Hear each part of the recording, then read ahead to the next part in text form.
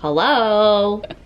Ugh. Hello and welcome to the Book Nook. Of course my battery's dying. I knew this battery was lying to me. Ugh. Hello, welcome to my Book Nook and welcome to my first ever reading vlog.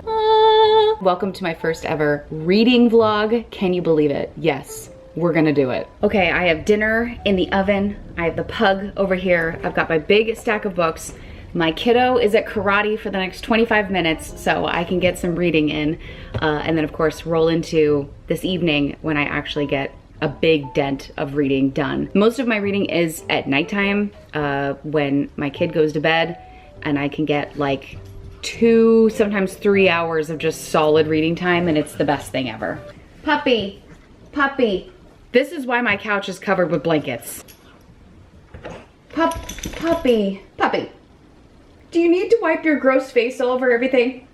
My goodness. Anywho, I thought this would be a fun time to start a reading vlog and just see how this goes. This is a first for me, so let's give it a whirl. Okay, let's talk about what I am currently reading. Right now, my audiobook of choice is Crying in H Mart, and I am absolutely loving it. Just fantastic writing. A total gut punch, like just multiple times listening to this book I have like been teary-eyed, but it's so well done, so beautifully written. Big fan so far. So that is in progress. I feel like I'm pretty close to being done. Crying in H Mart by Michelle Zauner, really loving it. Also, it's gotten me full blown back into listening to Japanese Breakfast because she is the lead singer of that band, and it's just been a really fun rabbit hole to go down, but a really great memoir to listen to. I'm enjoying that so far. What else I'm currently reading? I'm currently working through the ACOTAR series. I read book 1 last month, kind of a grind, especially coming off of Fourth Wing. I loved Fourth Wing like so much.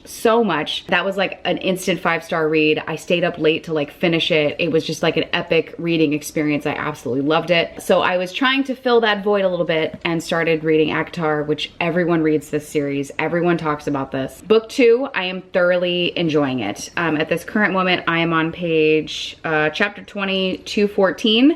So I'm pretty far in. The thing with this though is that I am buddy reading this with my girlfriend. So we text each other and we literally like read it at the same time. So we set like pages to end on and we actually read it together. This is just a bit more of a slow read for me because I am doing it as a buddy read. Also, please look at my beautiful tabs that I decided to color coordinate with the cover. And I did the same thing with book 1. I did all like pink and red and orange tabs to match the cover of that. Yeah, really enjoying this. I don't know if I'll finish this in this reading vlog, probably not, but it is an ongoing thing. I just finished my most recent thriller today, The Stranger Upstairs from Book of the Month. So I just finished that one today, which means it's time for me to crack open some new things, and I'm really excited about it. I did start the other day The Fine Print by Lauren Asher. I've heard mixed things about this. Some people really like this first one. Some people like the third one because this is a three-parter trilogy. We'll see how it goes, but as a Disney adult, I thought that I would maybe enjoy this romance. Essentially, the grandfather and founder of Dreamland, which is like Disney basically. In my mind, I'm reading it, just replacing things with Disney terminology, has left his inheritance to his 3 grandsons, but in order for them to basically unlock their inheritance, they have to achieve a goal that their grandfather set forth. Otherwise, the money goes to their father. It seems like dad's a bad guy, but we don't know why yet. Each book in the trilogy features basically a different son and what their thing that they had to do. Grandpa left them a letter basically, what their thing was that they had to do in order to get their inheritance. So in book 1, you're following Rowan, who is the youngest son, and Zara. And I just started it. I just cracked a little bit of it. So I don't know if I'm gonna keep reading this or if I'll switch gears to something else. I do typically like having a couple of books going at one time in different genres just to like be able to mood read and kind of bounce around. One book I know I'm gonna be starting tonight is The Sundown Motel by Simone St. James. I'm really excited to get this going. This is actually something that's in my October list, my October TBR, if you will, but my girlfriend just got it too, and so she wants to read it along with me, so we are gonna be buddy reading this. I'm excited to get this going, and it will fill my thriller mystery void since I just finished The Stranger Upstairs and I'm looking at it up there. I probably should have pulled it out for this video, but it's fine. I gave that book 3 stars, by the way. You can check out my review on Goodreads. Another book that I may start is The Cruel Prince, which may replace this. I don't know. One of these is gonna take the cake, and I don't know which one as far as like being in my current pile. I did have The Cruel Prince though in my September TBR list. This was something that I did want to start this month, especially since I'm moving so slowly through Akamath. I thought that it would be good to throw another fantasy into the mix. So we'll see. One of these two are gonna end up in my current pile. I may start this one right now and just see if it grabs my attention more than this, and that I think will help me kind of decide. So this is our current little pile for this reading vlog, not including Crying in H Mart, my audiobook. Let's go ahead and have a little reading sesh before the boys get back home.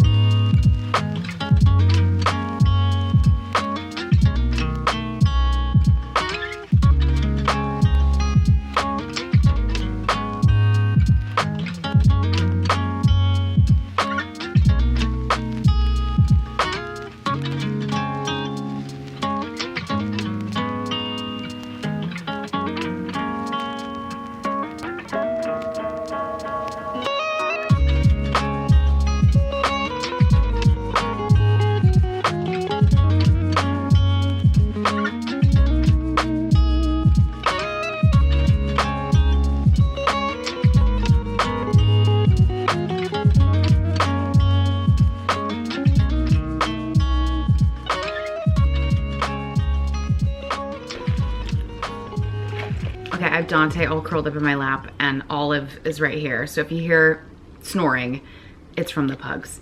Hello, it's been about a week, I think, since I actually talked to camera, and I have a lot of book updates to give you. I don't know where to start first. Honestly, I'm a little overwhelmed. I guess let's first start with a book that I finished that I didn't anticipate plowing through the way that I did. At the start of this week, I was talking about kind of what new books I was going to start, and I was on the fence between a few things. I was either going to start The Cruel Prince or The Fine Print, or maybe I had already started this and I wasn't sure which one I was gonna commit to. I did start The Cruel Prince just a tiny bit. I'm not very far into it, literally 25 pages. I'm barely into it, but I'm having a hard time like settling into it because I'm distracted by A Court of Mist and Fury. So I think it's just my brain can only process like one fantasy book at a time, I think. So this may be something that I put down for a little bit and revisit later, maybe when I'm in between ACOTAR books or something.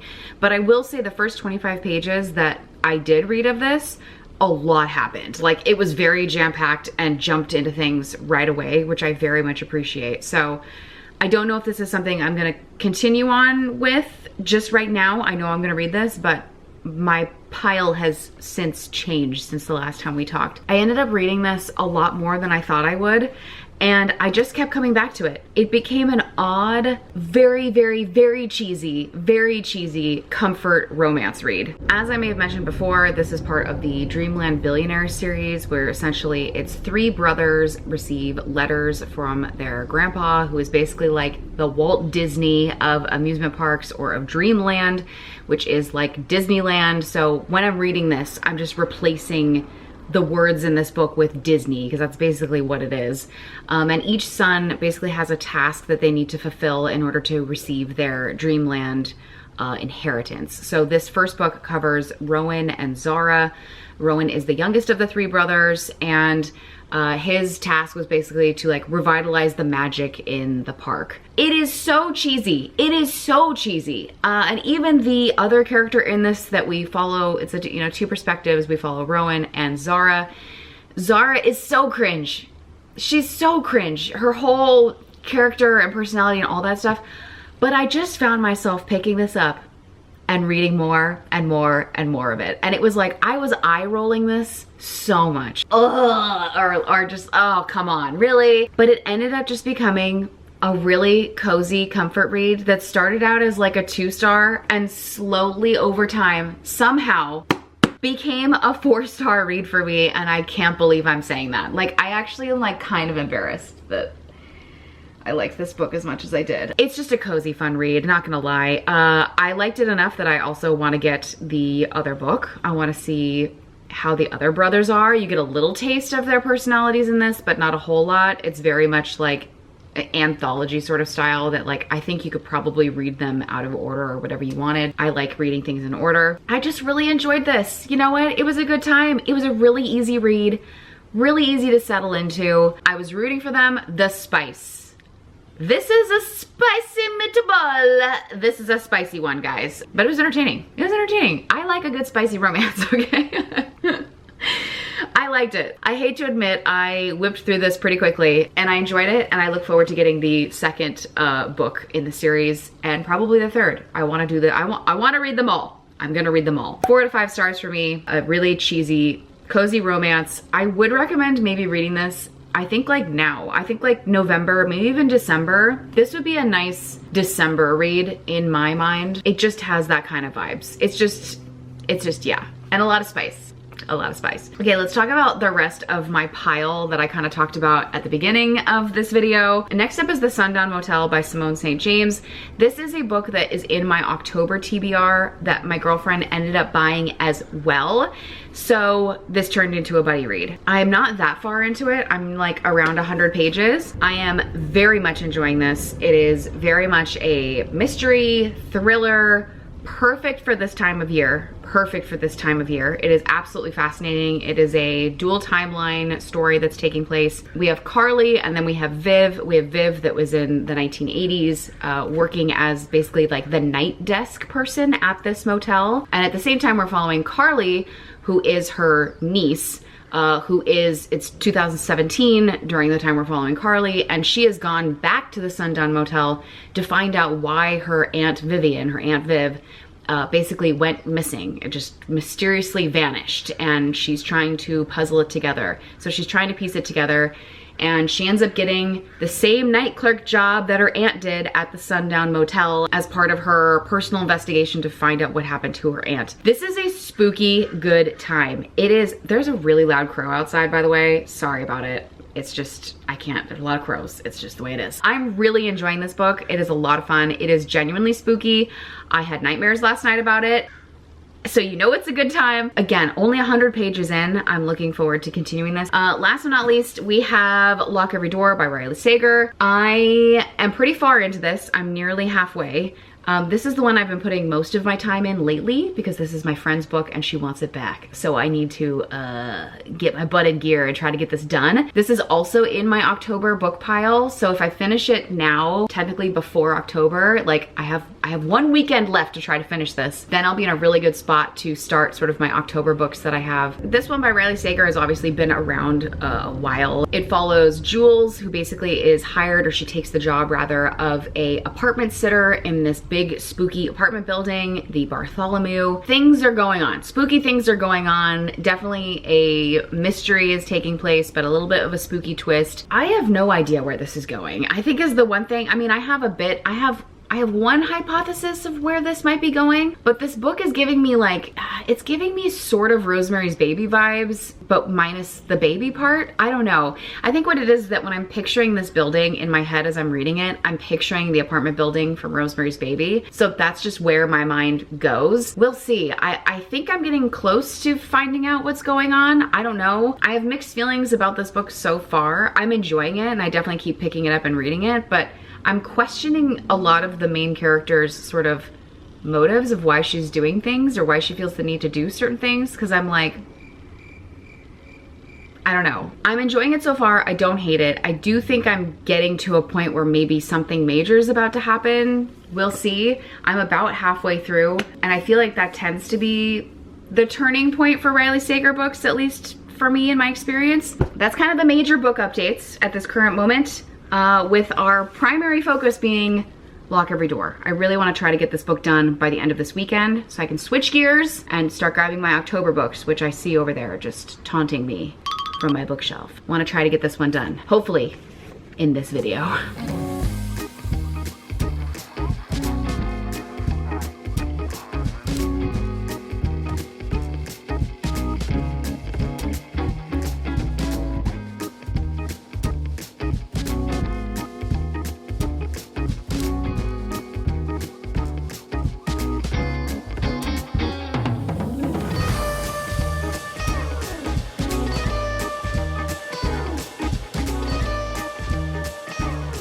Hello, we are back in the book nook, aka my spot on the couch. So we can talk about 2 books that I have finished and sort of wrap up this little reading vlog here. First up was that I finally finished my audiobook, which was Crying in H Mart by Michelle Zauner. I'm not like a crazy audiobook person, but I always have one sort of in the rotation, and I usually listen to my audiobooks while I'm walking my dog. So usually I try to pick like nonfiction, or memoirs are always really great on audio, right? Because it's usually the author narrating it, which I enjoy. This was one of those audiobooks that I actually wish I had read the physical book because it is so well done.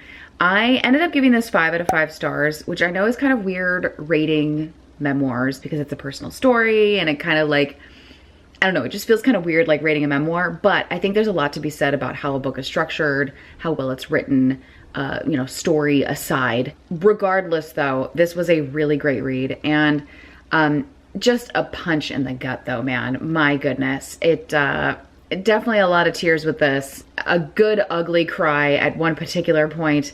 Obviously this follows Michelle's life, specifically really her relationship with her mother. Was ill with cancer, so it was a lot of her sort of taking care of her, how family dynamics were between other family members who became caregivers, her relationship to her dad, her sort of pursuit as well of a creative life. She is the lead singer of Japanese Breakfast, which is so funny. I liked a couple of their songs and have had them on playlists, and now I've gone down like a huge rabbit hole since finishing this book of listening to Japanese Breakfast. But it's just so well written at times, and I think I even jotted this down in my notes. What did I say about this? This is why I'm looking forward to having a reading journal, because I do write down things that I'm like, yes, this helps. It was a beautiful, real and raw portrait of a mother and daughter relationship. I felt like I was dabbling into memories, and oftentimes it also felt like I was standing in the room sort of watching it unfold. I also wrote little stabs of intensely relatable moments. Also, just how on earth did the author actually narrate this herself, reliving this heartbreak all over again?